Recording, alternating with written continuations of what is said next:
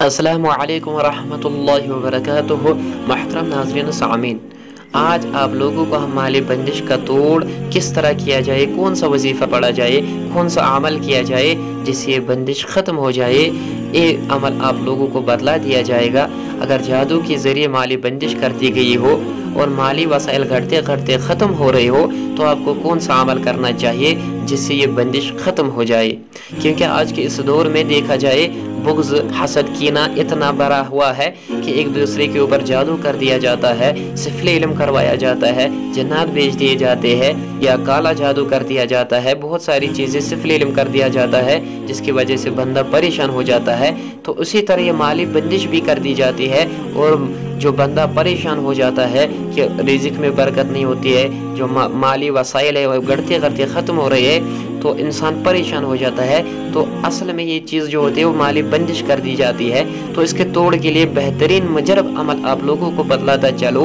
आपने इससे पहले सुने होंगे बहुत से अमाल वजीफ़े, लेकिन ये जो अमल है ये बहुत ही मुजरब है और आजमाया हुआ है, जिससे भी इसको करवाया गया 100% नताइज दरियाफ्त हुए हैं।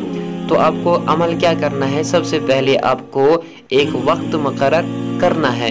जब आप वक्त मुकर्रर करेंगे ईशा की नमाज के बाद, कौन सा वक्त आप जो भी करेंगे, उसके बाद आपको 41 दिन तक लगातार सूरतुल कुरैश पढ़नी है, क्योंकि सूरतुल कुरैश माली बंदिश का बेहतरीन तोड़ है।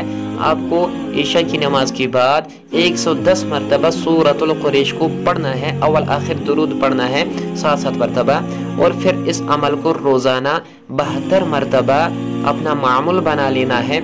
और फिर उसके बाद जब इस 72 बार को आप दिन में पढ़ेंगे तो इसको पढ़कर आपको बावर्ची खाना में खाने की चीज़ों पर भी दम कर लेना है, खाने में बरकत पैदा हो जाएगी। और रोज़ाना जब आप सूरतुल कुरैश को 72 बार पढ़ेंगे, खाने पीने के घरेलू सामान चाहे आटा हो, दालें है, चावल वगैरह जो भी हो, उन पर दम करेंगे तो उनमें अल्लाह ताला इतनी बरकत देंगे कि आप हैरान रह जाएंगे कि 20 दिन का सामान जो है महीने पर ज़्यादा चलेगा।